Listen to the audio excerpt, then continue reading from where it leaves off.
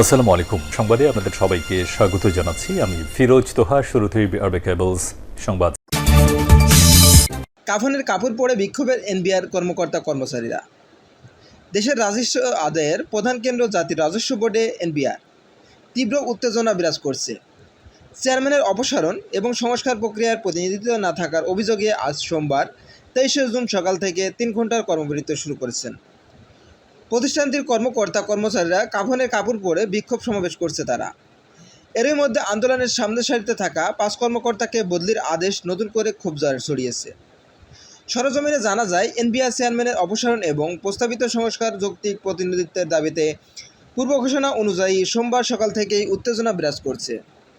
জাতীয় রাজস্ব বোর্ড ভবনে এনবিআর সংস্কার ঐক্য পরিষদ এর ডাকে সোমবার সকাল 9টা থেকে দুপুর 12টা পর্যন্ত 3 ঘন্টার কলম বিরতি করেছেন কর্মকর্তা ও কর্মচারীরা।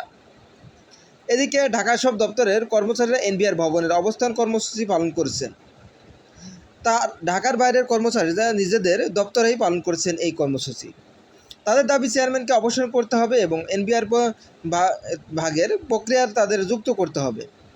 তবে এই আন্দোলনের মধ্যেই আগুনে ঘি ঢেলেছে 5 কর্মকর্তার বদলির আদেশ। এদিকে রোববার রাতে কর প্রশাসনের পক্ষ থেকে জারি করা এক আদেশে আয়কর অনুবিভাগের 5 কর্মকর্তাকে তাৎক্ষণিকভাবে দেশের বিভিন্ন কর অঞ্চলে বদলি করা হয়।